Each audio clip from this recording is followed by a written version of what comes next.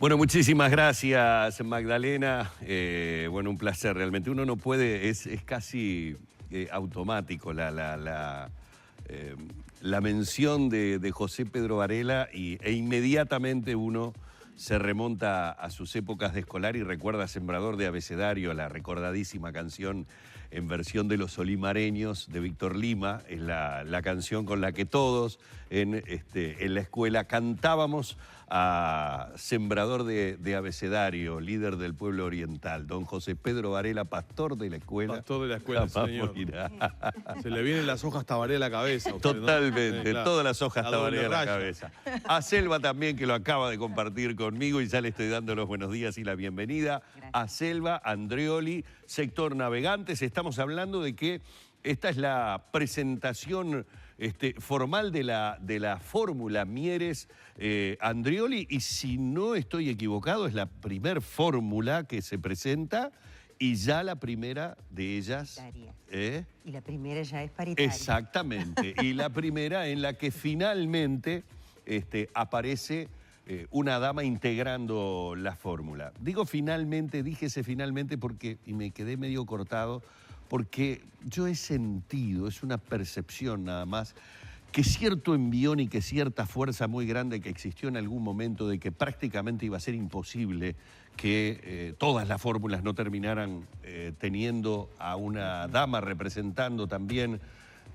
Eso como que me pareció que se ha atenuado en el último tiempo. Ha dado el primer paso de alguna manera esta fórmula con el senador Mieres con Selva Andreoli. ¿Siente eso que ha habido una merma en, por lo menos, el entusiasmo que el sector político masculino le puso a la integración de las mujeres realmente en puestos de importancia, como es la vicepresidencia? Creo que sí. Yo creo que ojalá no pase, pero creo que del dicho al hecho hay un gran trecho, como se dice vulgarmente, y efectivamente ha habido un envión, diríamos, motivado también por la movilización de las mujeres, de darle participación a la mujer, que creo que aporta sensatez, pragmatismo a la política, porque sin duda no aporta ni una sensibilidad ni mejor ni peor que el hombre, pero es otra sensibilidad. Y me parece que en el último periodo, cuando se acerca el momento de definir los cargos, de definir lo que son los cargos de poder, efectivamente creo que ahí las cosas se aligeran. Probablemente no puedo opinar qué va a pasar en otros partidos, pero en el nuestro por lo menos es una primera señal de que efectivamente estamos a favor de la paridad, estamos a favor de esta integración de la mujer a la política y bueno, de alguna manera también nos marca a nosotros como una alternativa diferente. Y es el nombre que elegimos para la coalición es ese, ser la alternativa a lo ya hecho, a lo que ya está. Todos somos casi nuevos, salvo el Partido Independiente, que es un partido constituido, pero los demás sectores que integran, tanto Navegantes como nosotros Navegantes, nos constituimos en octubre del año pasado, así que somos bien nuevitos. Novatos. Después está UNIR, de Amado, y Avanza País, de Francini Valle. ¿Qué los llevó a ustedes, y particularmente a vos, incursionar en política? Porque a tu compañero, a Valentí, digo, uno lo tiene identificado en principio con la izquierda desde muchos años y luego con un discurso bastante contrario a muchas ideas o a muchas accionar de izquierda respecto a aquellas prédicas anteriores, ¿no? Con un discurso crítico. Yo siempre también fui militante. Desde los 14 años, aclaro, milito, y soy de las que estuvo desde la fundación del Frente Amplio en la militancia. El tema es que hay un momento en la vida de los partidos que yo los considero que son instrumentos para el cambio, no son un fin en sí mismo, en que los partidos terminan transformándose en un fin en sí mismo. Hay gente que así lo concibe, no digo que todos los frente amplistas. Pero además, en el momento en que se ejerce el poder, hay que demostrar en la práctica que lo que se predicó antes se cumple. Por ejemplo, la crítica al acomodo, al clientelismo, etcétera, que se criticó en los partidos tradicionales, nadie duda que lo hubo. Por ejemplo, la crítica a la corrupción, a los actos de corrupción que existieron en gobiernos del Frente Amplio y que también se siguen dando hoy en otros partidos, yo que sé, intendentes que todavía están usando la intendencia y sin embargo han sido probados sus actos no santos en el manejo de la política y de los rubros, sobre todo de los dineros públicos, porque en realidad es el dinero de todos nosotros, de los uruguayos. Y entonces el desencanto con ciertas formas de proceder que de alguna manera no dieron respuesta a quienes criticábamos desde adentro al principio, creyendo que desde adentro se podía cambiar, desde adentro no se puede cambiar. La estructura del Frente Amplio es, yo considero a esta altura, francamente antidemocrática. Es una estructura, la del plenario, la de las bases, que está constituida por sectores que en algún caso, como el Partido Comunista, ni siquiera tiene la capacidad de la cantidad de votos que amerite que tenga tanta cantidad de bases. Pero las bases forman parte de la mitad del plenario. Quiere decir que ya las votaciones que salen del plenario están sesgadas, no por una representación representativa, como puede ser el Parlamento. Y tú fíjate que el Frente Amplio nunca usó las convenciones. La ley de partidos prevé que los convencionales son los verdaderos, ¿no?, artífices, o los convencionales realmente surgen de la votación de los partidos en las internas. Y el Frente Amplio siempre participó de las internas y de lo que son su vida política a través del plenario. Y nosotros consideramos que el plenario no es representativo desde hace muchos años, mucho antes de que estas crisis que tuvimos últimas pasaran. Pero yo diría que el detonante fue cuando en febrero del año 2016, hace 3 años de esto, todo el plenario, prácticamente creo que vieron 10 votos nada más, apoyó a Raúl Sendic en su mentira, que muchos sabían que era una mentira de su título, y ya apoyar una mentira es, es como hablar en falso, ¿no? A mí, no, por lo menos como ciudadana, no me cabe que un político que toma el cargo de vicepresidente diga una mentira 10, 4, 5 veces e incluso invente un mito sobre sus medallas de oro, etcétera. Pero además de eso, porque en realidad nadie le pedía un título para gobernar, ahí está que Mujica fue presidente y no tiene ningún título universitario, o sea que fue un invento, y si me inventa en eso, yo pienso en qué otras cosas me inventa. Y además su gestión, apoyaron su gestión, y su gestión fue francamente no solamente deficitaria, sino yo diría que dolosa.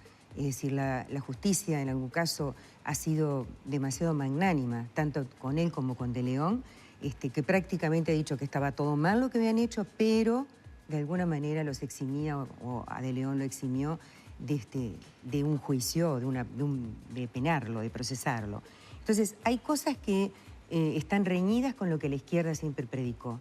Yo me siento una mujer de izquierda, lo fui siempre, de eso no he abdicado, y Navegantes está constituido por un grupo fundamentalmente de frente amplistas desencantados, gente que trabajó en el exilio, en la clandestinidad, desde la cárcel, que fueron presos políticos, muchos de ellos, y militaron en la clandestinidad y militaron desde afuera. Entonces, esa gente está desilusionada, decepcionada, porque no se puede borrar con el codo lo que ya se escribió con la mano.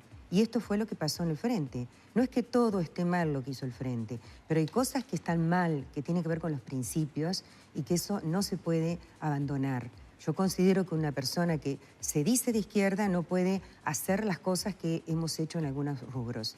Por ejemplo, hay, yo qué sé, desde el uso de los dineros públicos en el Fondes, desde el tema de no criticar gobiernos autoritarios como el de Venezuela y decir Gregre para decir Gregorio, cuando en realidad hay que decir Gregorio.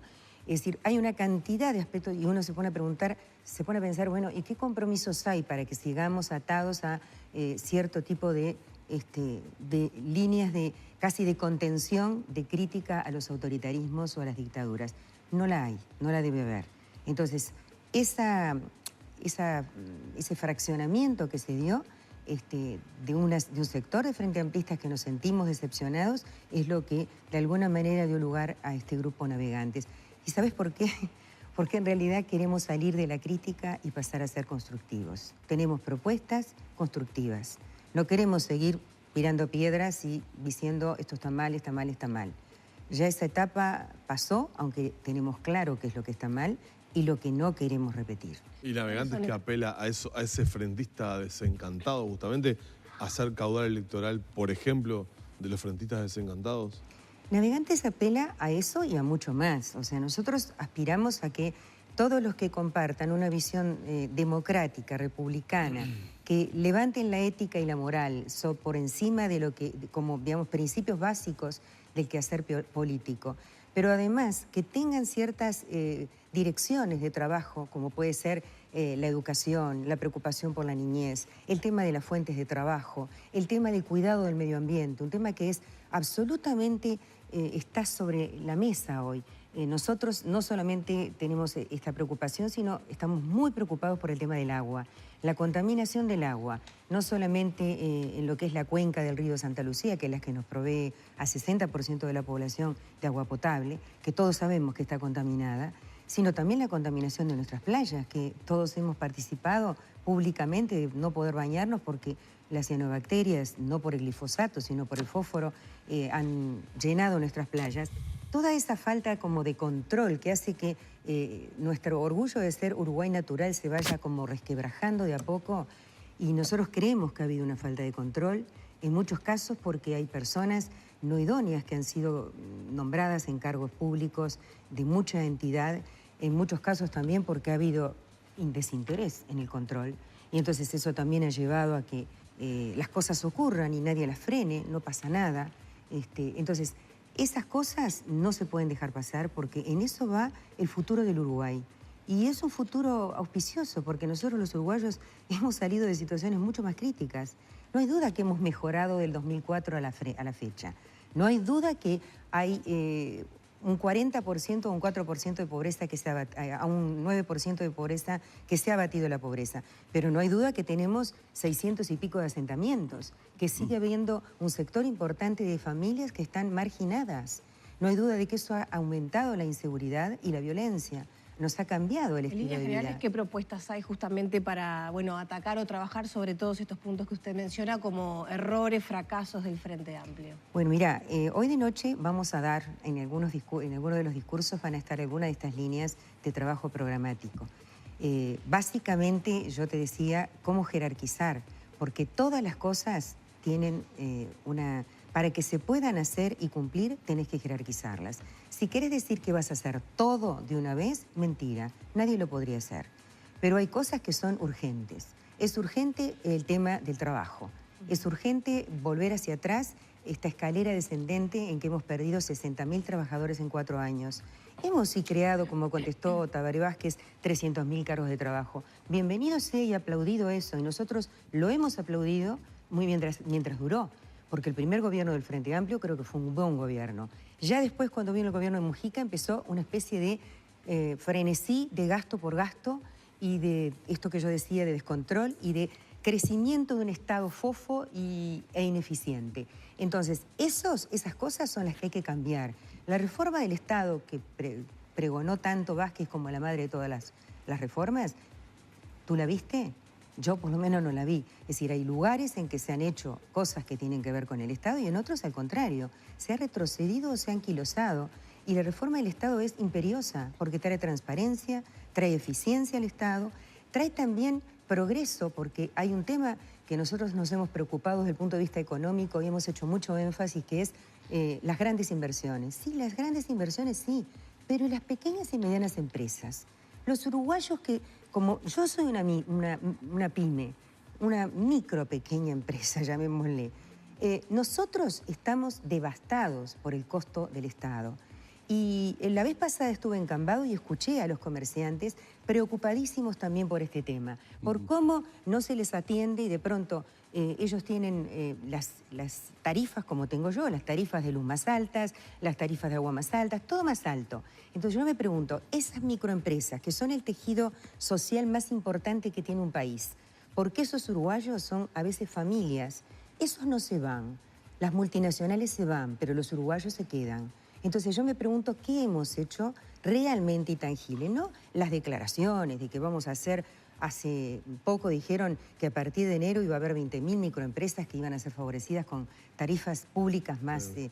¿Dónde lo vi? Yo por lo menos todavía no lo vi. Yo soy una micro pequeña El anuncio empresa. por lo menos se hizo. Se dijo algunas, yo por lo menos no lo he recibido todavía. Y yo soy empresa de este país desde hace 32 años. O sea, no es que soy una iniciada reciente y entonces, bueno, entonces hay cosas que tú sabes que no ocurren, que no han ocurrido que hemos hecho efectivamente un avance en la matriz energética para seguir con el tema de la luz y sin embargo tenemos la energía eléctrica más cara de la región, tanto a nivel residencial como a nivel económico. Eso obviamente que va a incidir en nuestras vidas cotidianas, obviamente que eso también incide en la producción y en la competitividad de la industria. Entonces, bueno, esas son las cosas que nosotros creemos que hay que abandonar, por ejemplo, la teoría de que las empresas públicas son recaudadoras para la caja de rentas generales y entonces pagamos todo, porque, a ver, nosotros, el Frente Amplio, no puso el impuesto, el 22% de IVA. Lo pusieron otros gobiernos anteriores al Frente, pero en realidad mi expectativa era que lo íbamos a sacar. Es decir, que toda la inversión que se hizo, por ejemplo, en energía eólica, iba a redundar en que íbamos a tener energía más barata. Es decir, que todos íbamos a poder disfrutar de energía eléctrica, que es una energía limpia, o de las fuentes de energía renovable, que son energía limpia. Esa es una buena apuesta que hizo el Frente y creo que hay que aplaudirla, pero esas cosas no pasaron, es decir, no se tradujeron en ventajas para la gente común.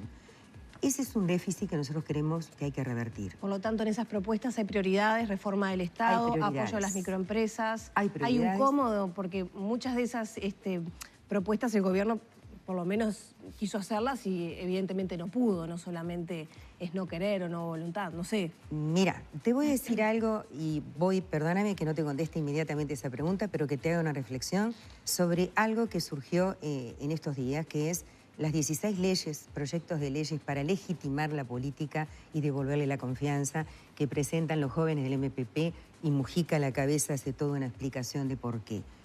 A mí me parece una burla a la ciudadanía, porque si tú estás en el gobierno, si sos el presidente de la República, si en tu gobierno es cuando más se procesaron estos cargos de confianza y esta cantidad de asesores que tiene cada ministerio y cada gobernante y múltiples comisiones y múltiples y más fraccionamiento del Estado, yo me pregunto, y además ocurrieron cosas que uno no conoce pero que en algún momento vamos a conocer porque todavía no sabemos qué pasó con los negociados con Venezuela, no sabemos qué pasó.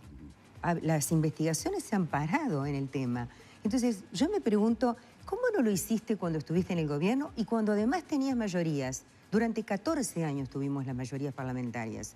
¿Podíamos o no podíamos haber votado estos proyectos de ley que no exigen mayorías especiales? ¿Quién no iba a acompañar estos proyectos de ley? Además, tenías que explicar si no lo querías acompañar. Entonces, esto de venir ahora, ¿no?, como trasnochado, a plantear que ellos van a devolver la ética en la política y a devolver el compromiso y la confianza, cuando nos han quitado a nosotros, que éramos del Frente, la confianza, no en la política, pero sí en el Frente, es como, a ver, realmente parece de risa, parece una tomadura de pelo a la gente. Pero tú hablabas hoy de cómo hacerlo. El cómo hacerlo obviamente obedece a plantearnos, primero, las mayorías han sido, yo creo que, un daño, porque las mayorías han permitido que votáramos leyes simplemente levantando la mano porque teníamos la mayoría, lo que se llama aplastamiento del otro. Y no han permitido que se llegara a algunas de estas políticas que hay que tomar. Deben ser políticas de consenso, deben ser políticas trabajadas y de común acuerdo con otros sectores políticos, porque no pertenecen a un gobierno ni a un partido de gobierno, son para todos los uruguayos. Y te pongo ejemplos, la educación es un tema que nos atañe a todos. Yo soy maestra, obviamente hace muchos años que no ejerzo, pero soy maestra, así que cómo no me voy a emocionar con lo que dijiste de Sembrador de Abecedarios, efectivamente lo cantábamos en la escuela. Y entonces, si tú te pones a pensar, el tema de la educación es un tema, no es cierto que no ha habido recursos para la educación. Y hay cosas que se han hecho muy bien, pero hay cosas que siguen siendo una traba. La deserción en secundaria es un problema grave.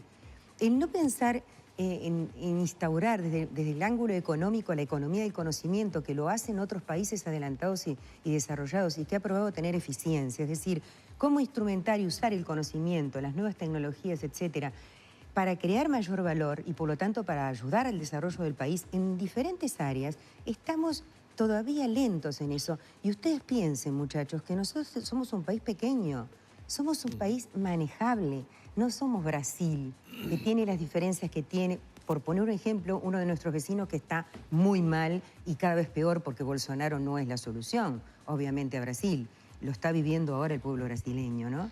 Entonces, hay temas que son deben ser elegidos, trabajados, discutidos por todos. Algunos nosotros ya los hemos planteado. Las fuentes de trabajo son unas, fuentes de trabajo genuinas, y apoyo a las micro y pequeñas empresas es un tema que lo tenemos presente porque es una necesidad imperiosa para que no cierren más empresas en el Uruguay. Algunas ustedes las han nombrado, las han conocido y bueno, todos los días dicen por televisión o por los medios. Hay muchas empresas que tenían muchísimos años por su tamaño, por su volumen, por su historia, han cerrado. Hay otras más pequeñas que capaz que no toman tanto vuelo y no se conoce. Pero yo conozco en mi entorno cantidad de empresas, amigas que han cerrado.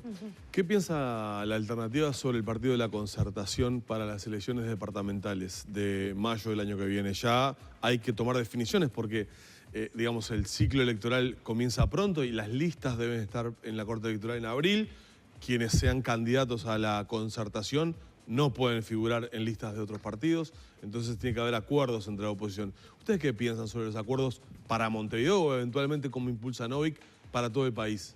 Primero, nosotros somos la alternativa el Frente Amplio a esa polarización que se ha generado, a los blanquicolorados, en donde incluyo al Partido de la Gente, es decir, que no estamos en ninguna de las dos opciones, estamos en una opción, diríamos, alternativa a ellos, que queremos que si no lo vamos a lograr o si no logramos romper ese bipartidismo, esa bipolarización, perdón, que se ha generado, por lo menos generar una cuña, una torta más grande en el Parlamento que permita llevar opiniones y participar en la legislación y en leyes que realmente sean positivas para el Uruguay. Entonces, nosotros no estamos pensando en integrar la alternativa, en la concertación. Es más, no es un tema que se ha discutido en la alternativa. Te puedo hablar por navegantes, pero no es un tema que se ha manejado en la alternativa de ninguna manera. No estamos en ninguno de esos bloques, sino que al revés, estamos generando un bloque diferente. En este momento somos 4 grupos los que estamos integrando la alternativa, pero ya hay un quinto que está pidiendo la participación, que íbamos a anunciarlo hoy mismo, pero bueno, estamos esperando para anunciarlo de pronto la semana que viene.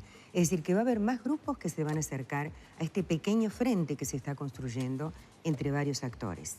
Cuando decías hoy te referías a lo que va a estar aconteciendo en el Salón Azul. En el Salón Azul. En la Intendencia. ¿A qué hora? A las 19 horas. 19 horas. Allí será la presentación, digamos, oficial de la primer fórmula presidencial, Mieres Andrioli. ¿Se va a manejar así, Mieres Andrioli, o va a ser Pablo Selva? Estoy hablando de lo publicitario. Yo preferiría Pablo Selva. Bueno, entonces... yo soy más coloquial que... Está bien.